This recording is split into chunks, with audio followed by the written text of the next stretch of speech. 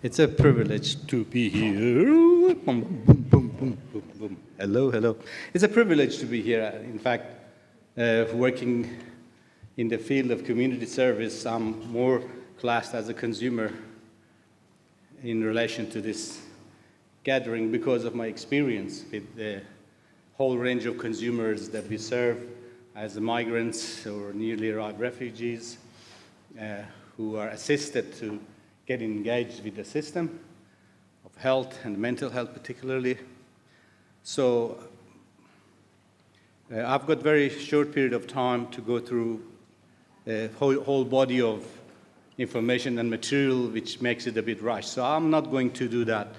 I'm basically trying to only sell the ideas. And I take questions as well, and I want you to be able to get back to me.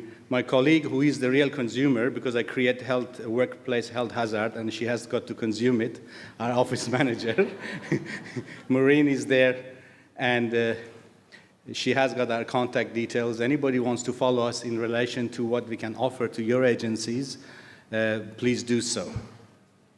Now, how does these things keep changing? Because there's nothing changed there. This is that right? Okay. Pointed to that? Yeah. Okay, let's get rid of that one. Yeah. I give a quick story of my daughter in the hospital first, because I believe that health is about spiritual connection. And this goes back to 5,000 years mythologies and knowledge of health from the Vedic to Egyptians. If there is a spiritual connection, there is a healer. Health is also about communication. If there is a communication, there is a hope for healing. My daughter was accidentally discovered that there is a huge fat lump between her muscle, calf muscle and bone, which was very suspicious and very stressful, and the exams and tests did not show that it is absolutely benign, and she had to urgently operate it in Brisbane. And then she's very meticulous, very articulate, well-educated lady with a dinky-die Aussie husband, and then also very health conscious. Anyway, cut this story short, they went through weeks of testing, and eventually they engaged the very best surgeon to do all the initial analysis and book the surgeon to do the surgery at the hospital in Brisbane. And we all ended up there waiting downstairs at the big hospital in Brisbane. And then she was prepared from early morning, and we were waiting downstairs that this is going to be very smooth and no problem. It's a huge, about 15 centimeter long tumor. It had to come out. It wasn't very, what do you call that, good news, but it wasn't also bad news. It was somewhere in the middle. Anyway, after 3 hours waiting downstairs, I got a call from my daughter crying that come upstairs. We all rushed up. What happened? She's crying in tears. What's the story? And then we weren't allowed to talk or get close. Eventually, we made connection with the patient, which was more like a prisoner. The story was that the initial surgeon wasn't there for some reason, was on leave, and someone else had to do the surgery. And she was kept there for about hours, prepared everything on the surgery table. Just before she was being administered the last injection to put to sleep, she was asked by her surgeon that, where do you want me to cut? This big leg, where do you want me to cut? And she starts collapsing and cries, and she lost it. And then they went back and forward to the records. They realized that they have missed out whole range of information that they didn't have, and the surgeon was under the impression that there's a tumor, it's going to be visible. It wasn't visible, was asking her, how do you want and where to cut? So the whole drama ended up to another scheduled time a few weeks later when the real surgeon comes in. And a lot of trauma goes through these processes. Anyway, communication wasn't taking place there, and she wasn't communicated at the beginning. We weren't communicated. Even for weeks, we didn't know what's going to happen next, till eventually operation successful. What we are dealing here is that she was, although from a different culture, apparently the doctor also was from a different culture. But the system didn't have that commitment to communication, right? And the language wasn't a barrier, maybe culture a little bit. Most of the communication is not done just through technology. I was just talking to Sarah about the role of technology in communication and how sometimes it does let us down in the health sector. We're not machines. And thanks for that tip from me, Sarah, because she does agree on that. We are not machines. We are humans. We are essentially spiritual beings, and we are connected. This is now in keeping with the most recent evolving science of human consciousness and connection with health. Maybe the objective health science is still have a bit of a catching up to that level, but it's there. What I'm talking about here is about how to bypass cultures, how to bypass initial emotional signals, and how to make a real and meaningful connection with the person beyond language, culture, and everything else. This is how the healers used to work initially. I'm not here to say that you need to know about cultures. To the contrary, in the courses that we deliver, we teach how to unlearn about the initial assumption of culture, or initial assumption that this person should know, or how much they know. These assumptions are the barriers themselves that they need to be put aside for a pure, clear, nonverbal and verbal communication. I also put in earlier a slide through showing that, yes, you can make a difference. And every one of you, every one of us are able to make a difference. And this difference comes from us, at the core of us, who we are as humans, not just as professionals. Professionalism has a duty, has a skill, has ability to do something. What then beyond that is who we are as humans, who uses that profession. And to be that human is far more profound and powerful. When that humanity is equipped with profession and with the science, with the tools, that is real powerful. And they need to be together. They can't be separated. A doctor can't assume that I got it all, I know it all, just shut up and follow. That's where it goes wrong, because we have to bring the patient along. When a police and a nurse turn up at the house of a newly arrived refugee from one of the traumatized African nations to administer a mental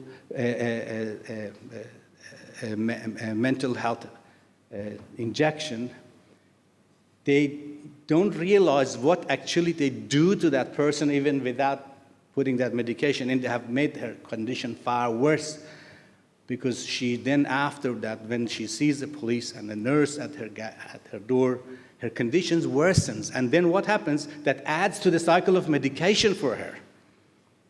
Just because the show up of the police and the nurse at her gate has provoked her to become worse in terms of her symptoms. But they are not mental health symptoms. They are normal human reaction to a situation which is fearful, unpredictable, dangerous, a policeman at the gate at night with some nurse.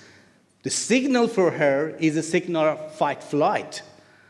And the person who is being diagnosed as a mental health patient definitely is going to react to this situation out of proportion. And that reaction is not part of a mental health disease. And for that reason, if someone adds up the medication, then that's where it goes wrong, because initial communication was wrong. The story of that person was unknown to the people who were administrating the medicine.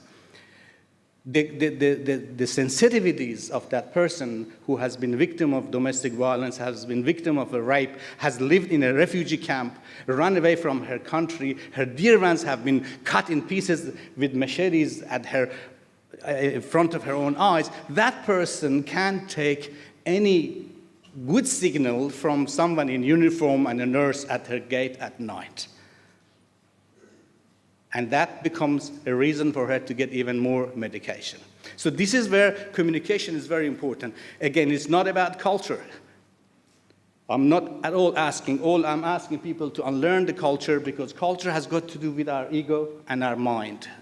And I don't think that cultures are different in any way in terms of its neurology. What it does to our mind, it gives us a way of interpreting our world.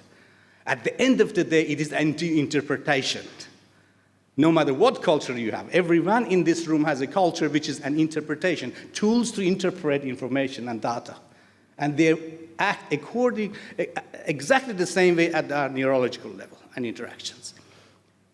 What we need to be able to do, recognize that I exist without this, and you too. And at that level, we can do far better. And one of the things that I take people through, most of you may be aware of that we have ability to say no to our emotions or to our triggers of fight, flight. But that's slow. By the time I decide that I don't need to jump, I see something basically moving around my leg like a snake, I jump.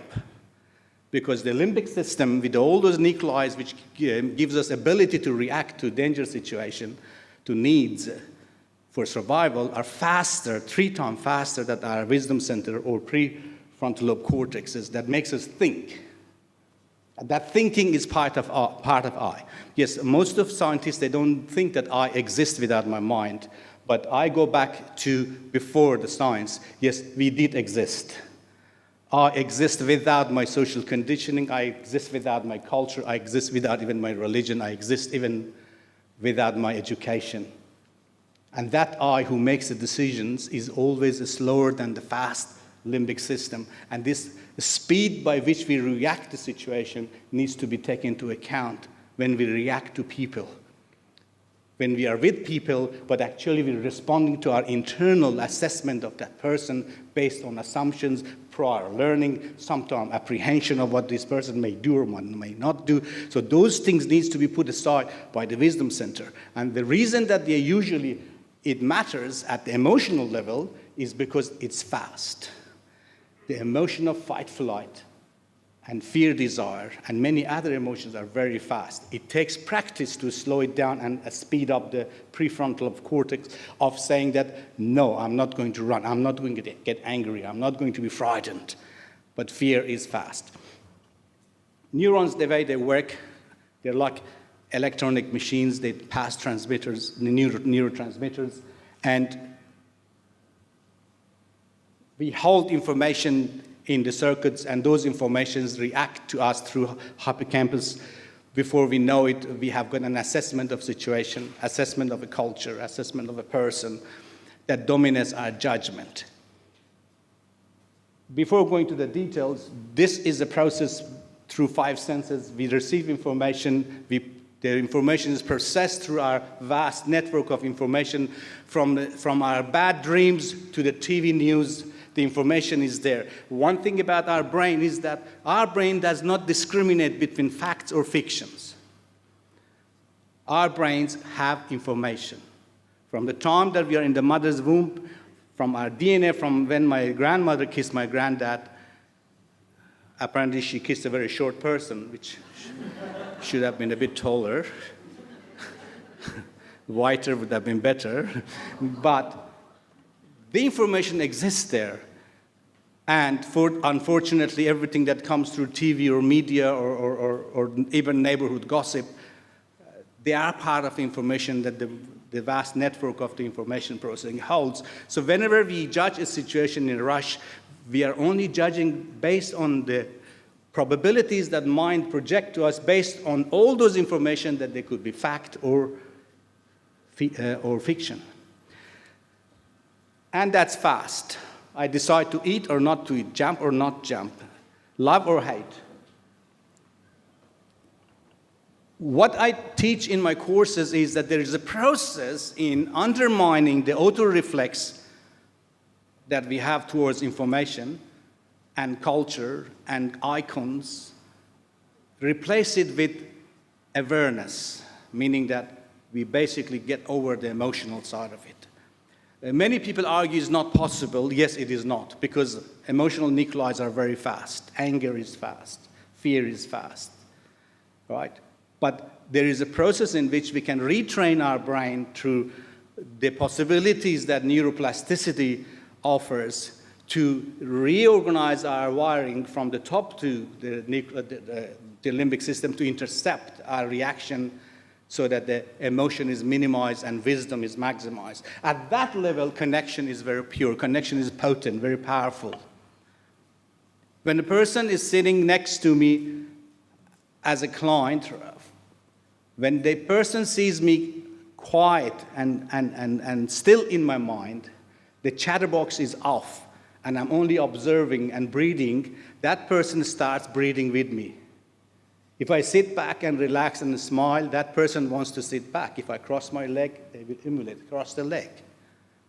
You become in charge of the communication at that nonverbal level when you're able to settle down the mental activities. Has nothing to do with what we say or how to greet. Has everything to do what goes on in the brain at that point of time. So in the quietness of the brain and presence of you as who you are, a very sacred, very potent space is created when a person trusts you, wants to be with you, is feeling peaceful and protected and safe. This is what is about nonverbal communication. My sister over there in Graceland will agree with me that many Aboriginal people operate at that level of nonverbal first, not verbal. And the best example of that was my brother, Tonki Logan, who used to come to me and see me every day and then have a coffee whenever he could. Tonki was a legend of Aboriginal myths that is in Townsville, a country music singer, as well as an elder from the Hundan, but very well known in here. He used to come and have a coffee with me once in a while and always gave me some wise words, same as Graceland. And one day he came through the front door and I was so busy in my head that I didn't know how to spend time with Tonki. As soon as I was thinking, how am I going to get myself off from the phone and my notebooks, Tonki disappears. Then I go to the front desk and ask one of the ladies at the front desk, there was a gentleman here with the Cobra hat and some corks hanging down. What happened to him? She said that he just walked away. He didn't come in. I just went out of the office, looked through the mall where we used to have our office, and he was right in the middle of the mall, walking away. I actually ran behind him, followed him, asked him, Tonki, what happened? He turned back to me, said, brother, you don't have time for me today. He just walked away. He never talked to me. From the reception, which was about 20 meters away from me, he read my mind, was too busy. My mind didn't have room for him, although my heart had. He came back a few weeks later, didn't talk about it. And he found me quiet in my mind. He sat down with me. So what we're saying here is nothing new to most of us, but when it comes to the cultures and what we do with our mind is important. There are certain neurotransmitters that you all know about, but most important one of them is serotonin and dopamine. And dopamine is something that we can't give it to ourselves. I can't look into the mirror and give myself dopamine. I need social validation. I need social safety. I need to feel that people think I'm okay. And that dopamine kicks up and makes me open-minded. Opposite that is adrenaline, which makes me shut down my brain. Just like that, I'm on fight flight. Now, when I give someone two words of commendation or encouragement, which is true to my heart, when I'm ready to appreciate someone's smile or someone's dress code or someone's hairstyle or someone's niceness, that kicks up automatically that dopamine, which makes that person's mind 360-degree open. And if I produce compassion in myself, scientifically it is known that compassion creates oxytocin in my blood, which is contagious, meaning that if I have compassion in my heart, you will get that. Person next to me can't avoid feeling compassion. Animals do that. Your dog knows that. When you have something in your heart as compassion for your dog, dogs knows it. If you're angry, your dog knows it. If you're afraid, a dog is aware of it more than anybody else. How do those animals communicate with us? Just through those neurotransmitters. I think we humans should be smarter than animals, shouldn't we? If these neurotransmitters are so powerful, which changes our blood, changes our behavior, changes our muscles around our face, if they're so powerful, why they're not taken in account for our communication? And when cultures come in, cultures makes another layer of complication, and there is no way that we can ask anybody in this room to learn more than one culture. That's my claim. There is no way that any one of you can claim that I can learn another culture than what you live, because that is a subjective experience of living.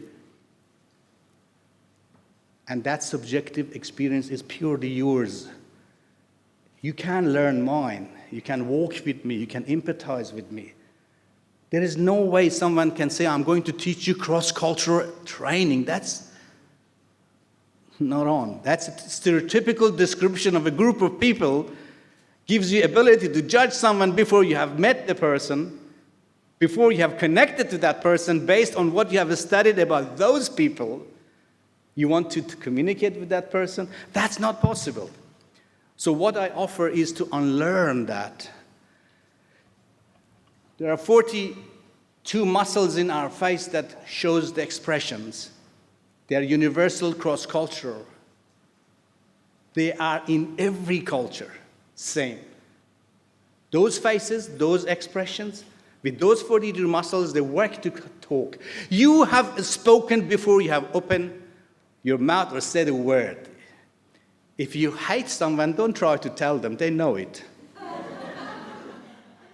Particularly, don't touch them. Don't touch them on the shoulder. They'll pick it up. And if you love someone, you can't hide it. This is basic rules. And we need to bring these ones back to our communication and try to, instead of judging what the other person might do or may like to hear, you got to go back to hear, what is it here that matters? What have I got here for this person? Do I want really to heal? Do I care? Hello, how are you, mate? What does it mean? Do I care about this person? I say, how are you, and move on? Have you ever tried to say someone, how are you, when you really care about how they are? I'm not saying you don't do that, but you may remember that the responses to your how are you is different. Sometimes some people are clicked to you like a magnet. Oh yeah, I'm not too bad. They want to tell the whole story to you because apparently you meant it. And sometimes you just say it, and they, yeah, not too bad, darling, you move on. So what I'm here trying to say, how many minutes more I've got here? Maybe? 5? Yeah, any question? Because I don't want to run away here from, because I got talked about here for 6 hours non-stop. That's full length of my course.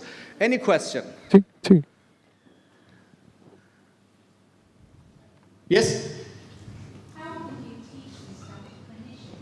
How often or how long? How often are you giving knowledge? No, I'm not getting the question. How often do you teach it to clinicians? We don't have a chance with them. But we have courses that we run at our office. We also advertise sometimes courses in Brisbane. But when people call us in, I go to the agencies. There are a number of agencies in Brisbane that they have engaged me.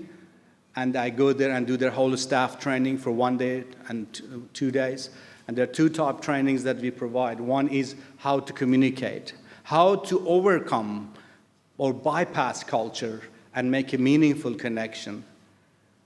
And the other one is how to put aside stress and anxiety which is caused as a result of your work or a stress, and how do you take that away or drop it before you go home. So that's another course that we do as well. That is connected to this, but that goes more about self-awareness and how to deal with the emotions. Now, this is my brother Tonki Logan I talked about. He passed away, but his spirit is always there. He was my first or second Aboriginal teacher after Professor Graceland. And in my book, The Ghost of Billabong Speaks, I have spoken about my first meeting with Graceland as well as my relationship with Tonki. Perspective is very powerful. Everyone has a perspective, and these perspectives can't be pushed aside, because when we talk behind the filters of perspectives. We use language, but language doesn't convey what you mean, because the receiver of the signal interprets the signal based on their own individual experience of that particular signal. I say refugee. How many people here know what refugee means? Hands up, please. How many are refugees?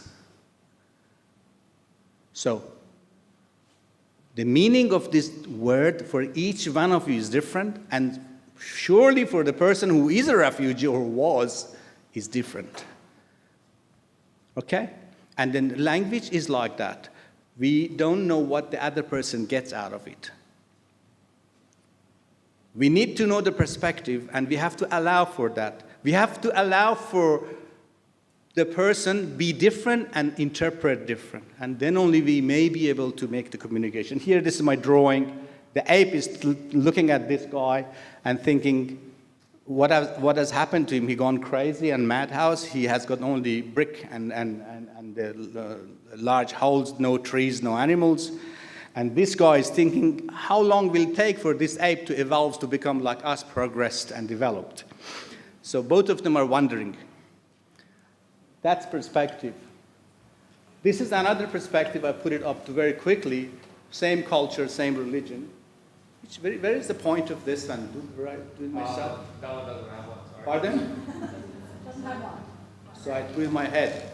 Does it work? Anywhere? Okay, this one works this way. Men and women from same culture make collaboratively with a bit of a fun, a baby, and baby happened to be son. It's legitimate, don't worry, no. And then they have two different perspectives. And this is now a dirty masculine and typical feminine perspectives. The emotions which comes with one idea is quite different in terms of the experience of the subject, which is a person. So I'm fast tracking this because I don't want to be behind. This is now two different perspectives. We are not saying who is right or who is wrong, who is better, who is worse. Definitely they have two different perspectives. And I can't claim that I know what it means to be pregnant or to bring a child to this world. Because if I think of something moving in my belly, I'll spew. I remember the Alien movie. End of the story. Different perspective, different experiences. We need to allow for that so that we may be able to understand that there is another way of looking at the same thing. Particularly in health, this thing is very important. I just replaced that quickly with another subject, which is an Aboriginal person and a white person, me. I mean, give me a glory of being white for a while. It's not about color. It's about schooling. For Aboriginal man land to a white person like me, there are two different concepts. For me, if somebody tells me buy this land and treat it as your mother, I'll say, get out of here, crazy or what? I'm not going to pay mortgage whole life for land to become my mother. But actually, someone else's perspective includes that. And that is how cultures value things differently and put different values on different ideas and concepts that we have. So instead of going and learning about the superficialities of the cultures, we need to understand how they value things. And that only we can understand from the person. When I sit with a person, I need to know, what does it mean to you? How do you want me to call your name? How can I greet you? If I wanted to hug you, can I hug you? Your patient, your customer, your consumer becomes your teacher in leading you through a relationship which is about communication.